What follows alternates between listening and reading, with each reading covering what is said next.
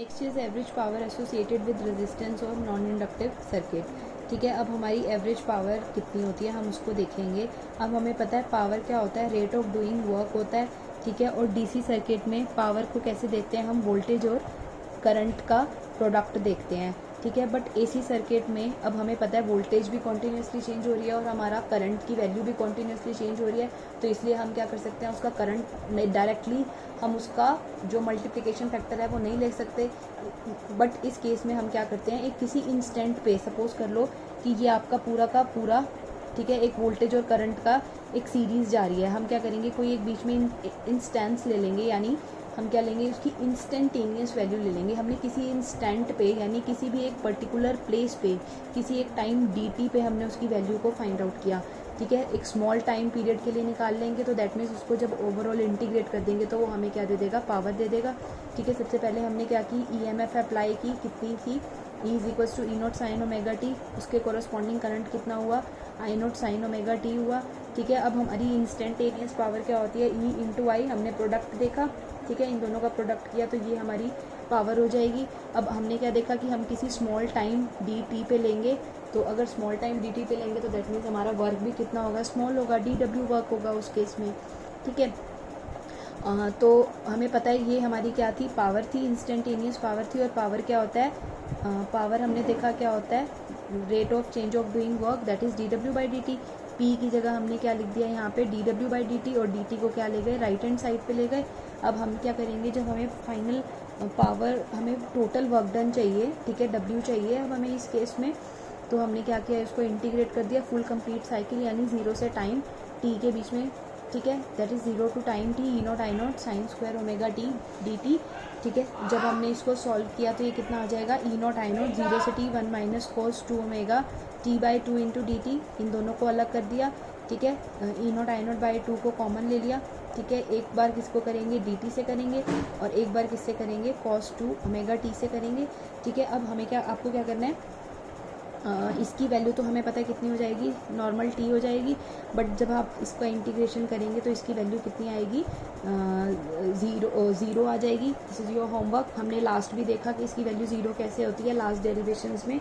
तो आपको क्या करना है, ये जो अगर हम 0 से t, आपको ध्यान रखना है लिमिट्स कहाँ से कहाँ जा रही है, cos 2 ओमेगा t dt को करते हैं तो हमेशा इसकी वैल्यू कितनी आ जाएगी, 0 आ जाएगी हमारी। और हमें पता है पावर क्या होता है, w by T, work done per unit time होता है। वर्क डन हमने निकाल लिया, इसको t से जब हम डिवाइड कर देंगे तो t से t कैंसिल हो जाएगा, तो हमारी पावर कितनी आ गई, अब ये कितनी आई थी, E0 I0 बाई 2 आ गई थी। ठीक है, अब 2 को कैसे लिख सकते हैं, √2 इंटू √2 लिख सकते हैं, तो I0 बाई √2 क्या हो गई आपकी, RMS E की वैल्यू हो गई। ठीक है, और ऐसे ही आपका क्या हो गया, RMS करंट हो गया, तो पावर कितनी हो गई। अब हमने AC के केस में हमेशा क्या देखा था, हमारी RMS वैल्यू होती है, सिंपल वैल्यू नहीं होती, तो पावर क्या हो गई, RMS सिंपल। जब हम सिंपल रेजिस्टेंस के केस में देख रहे हैं तो EV इंटू IV हो गई हमारी। ठीक है, और ये हम या तो इसको RMS कह लो या उसको वर्चुअल कह लो, हमने बहुत सारे नेम्स देखे थे, हम इसको कैसे प्रोनाउंस करते हैं। Next is your power, average power associated with an inductor. अब सिर्फ पावर नहीं, हमने क्या लिया, एवरेज पावर लिया, जैसे रेजिस्टेंस के केस में लिया था। अब हम क्या करेंगे, अगर वो इंडक्टर के साथ कनेक्टेड है। ठीक है, अब हमें पता है कि अगर हम उसको किसी भी सोर्स को AC से कनेक्ट करते हैं तो हमारा क्या होता है, इंडक्टर में करंट ग्रो करना स्टार्ट करता है। जब इनिशियली वो क्या थी, वैल्यू 0 थी, अब क्या हो जाएगी, I0 हो जाएगी। इसका मतलब क्या हुआ, हमने कुछ वर्क किया उसके ऊपर। ठीक है, अब वो जो वर्क होगा आपका, वो जो आपका वर्क डन होगा एक्सटर्नल सोर्स से, वो क्या देगा, आपकी करंट की वैल्यू को 0 से कुछ मैक्सिमम I0 वैल्यू पे ले जाएगा। और हमने तो क्या देखा था इंडक्टर के केस में, ये जो वर्क डन होता है वही क्या होता है, आपकी एनर्जी स्टोर्ड होती है, और किस फॉर्म में होती है, 1/2 LI0 स्क्वायर की फॉर्म में होती है। ठीक है, अगर अब क्या है, करंट की वैल्यू इंडक्टर में अब वो रीच कर गई मैक्सिमम वैल्यू I0। अब वो क्या करेगी, एक टाइम के बाद I0 से 0 पे भी आएगी, तो एनर्जी कितनी हो जाएगी, half LI0 square supplied by the source during buildup of current is returned back to the source during the fall of current। ठीक है, अब ये एनर्जी हमने जब 0 से I0 गई तो वर्क डन था इतना। अब ये वर्क डन हमने क्या देखा था, एनर्जी की फॉर्म में स्टोर हो जाता है, वो कितनी होगी, इतनी एनर्जी होगी, हमने देखा था सेम होती है उसकी वैल्यू। अब क्या होगा, कुछ करंट की वैल्यू वापस 0 पे आनी स्टार्ट हो जाएगी।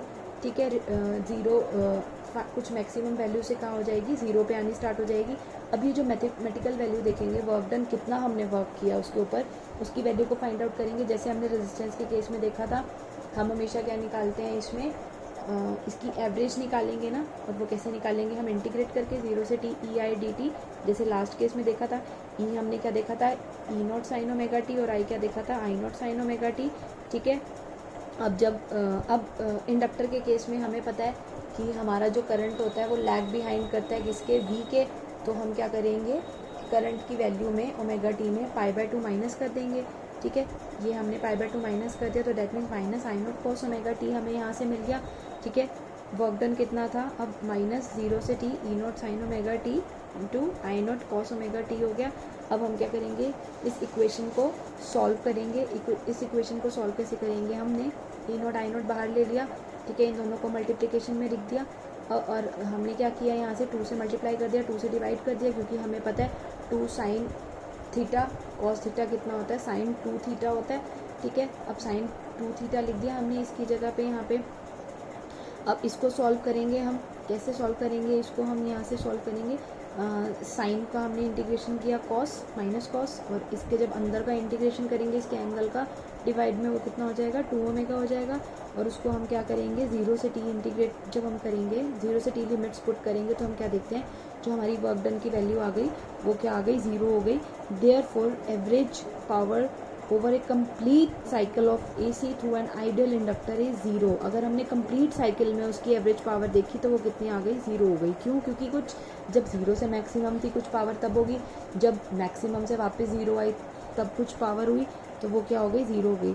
In fact what ever energy is needed in building up current in L is return back during the decay of time. इसका मतलब क्या हुआ, जितनी एनर्जी उसको अप करने में लगी, ठीक है, उतनी ही क्या होगी, उसने करंट को डिके होने में उतना ही टाइम लग गया। अब ये जो आपका मैग्नेटाइजेशन और डीमैग्नेटाइजेशन हुआ, ठीक है, यानी जब मैक्सिमम करंट था तब तो उसने क्या कर दिया, उसको हमें पता है इंडक्टर के थ्रू क्या होता है, मैग्नेटिक फ्लक्स जनरेट होती है, जिसकी वजह से क्या होती है, EMF इंड्यूस होती है, तो यानी वो मैग्नेटाइज हो जाएगा। ठीक है, जब वो करंट वापस 0 हो रहा है तो दैट मीन्स उस केस में क्या हो जाएगा, डीमैग्नेटाइज हो जाएगा। ठीक है, ये हम इस केस में देखते हैं। सबसे पहला केस क्या हो गया, ये हमारा क्या हो गया, ये क्या ई की वैल्यू थी, ई का कुछ ग्राफ था हमारा। ठीक है, ये क्या था, आई का ग्राफ था। अब आपने क्या देखा, ई का ग्राफ कहाँ से स्टार्ट हुआ, किसी वैल्यू से स्टार्ट हुआ, बट आई का ग्राफ क्या हो गया, 0 से स्टार्ट हुआ। ऐसा क्यों हुआ, क्योंकि हमने इसके ग्राफ में हमेशा क्या देखा था कि आई क्या करता है, ई से π/2 लैग बिहाइंड करता है। दैट मीन्स अभी इसकी वैल्यू देखो, ये 0 से स्टार्ट हो रहा है, ये π/2 से स्टार्ट हो रहा है, तो दैट मीन्स ये π/2 वैल्यू लैग बिहाइंड कर रही है ना इसके। अब ये मैग्नेटाइज और डीमैग्नेटाइज कैसे होता है हम देखते हैं। सबसे पहले हमने क्या किया, 0 से किसी t टाइम t/4 के केस में देखा। ठीक है, इस केस में हमने क्या देखा, करंट क्या हो रहा है, इंक्रीज, बट जो आपकी वोल्टेज क्या है वो क्या हो रही है, डिक्रीज हो रही है, बट कुछ पॉजिटिव वैल्यू है।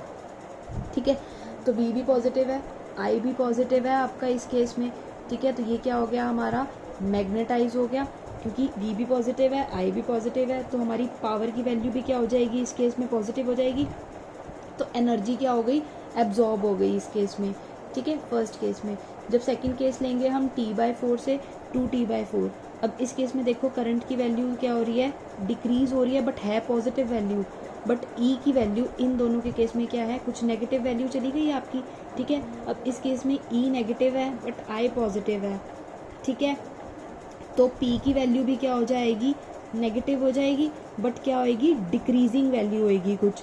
ठीक है, तो दैट मीन्स क्या हो जाएगा, ये वापस सोर्स के पास आ गया अब इस केस में, इस बी के केस में। ठीक है, ठीक है, थर्ड केस में क्या देखा हमने, जब 2t/4 से 3t/4 के केस में हम इसको कंसिडर करेंगे। इस केस में अब ई की वैल्यू क्या है आपकी, यहाँ पे आके ये अभी भी नेगेटिव है, ये नेगेटिव वैल्यू जा रही है। ठीक है, बट इस केस में आई की वैल्यू क्या है, ये भी अब नेगेटिव हो गई डिक्रीज होते होते। अब इस केस में क्या है, हमारी दोनों वैल्यूज़ नेगेटिव हैं। ठीक है, ई भी नेगेटिव है, वी भी नेगेटिव है, तो नेगेटिव में नेगेटिव मिला के क्या हो जाएगी, पॉजिटिव हो जाएगी। पॉजिटिव हो गई तो एनर्जी क्या कर ली, अगेन उसने एब्जॉर्ब करना स्टार्ट कर दिया सोर्स से। ठीक है, इस थर्ड केस में। नेक्स्ट फोर्थ केस में आप क्या देख रहे हो, ई की वैल्यू अगेन नेगेटिव है, बट आई क्या हो गया इस केस में, पॉजिटिव हो गया। ठीक है, ई क्या है हमारा, पॉजिटिव हो गया अब इस केस में। ठीक है, सॉरी, ई पॉजिटिव है, आई नेगेटिव है, ये क्या है, ई पॉजिटिव, ये क्या है हमारा आई था, ये क्या है नेगेटिव है, ठीक है। अगर ई पॉजिटिव है आई नेगेटिव है तो पी क्या हो जाएगा नेगेटिव, क्योंकि एक नेगेटिव को जब दूसरे पॉजिटिव से का प्रोडक्ट करोगे तो वो हमेशा क्या देता है नेगेटिव वैल्यू देता है। उस अब इस केस में दोबारा क्या हो गया हमारी, अगर पावर नेगेटिव है तो दैट मीन्स क्या हो जाएगा हमारा वापस रिटर्न हो जाएगी सोर्स के पास, तो दैट मीन्स इस केस में क्या हो गई डीमैग्नेटाइजेशन हो गई। पहले मैग्नेटाइज हुआ, ठीक है, सोर्स से उसने क्या ली पावर ली कुछ, ठीक है। नेक्स्ट केस में क्या हुआ वापस वो एनर्जी सोर्स के पास चली गई तो डीमैग्नेटाइज हो गया। फिर सोर्स से क्या आ गई हमारी इस मैग्नेट के पास आ गई एनर्जी अगर हमारी, ठीक है, इस सोर्स इस सिस्टम के पास एनर्जी आ गई तो दैट मीन्स दोबारा मैग्नेटाइज, इस केस में डीमैग्नेटाइज। तो ये ऐसे ये वर्क करता है मैग्नेटाइजेशन और डीमैग्नेटाइजेशन।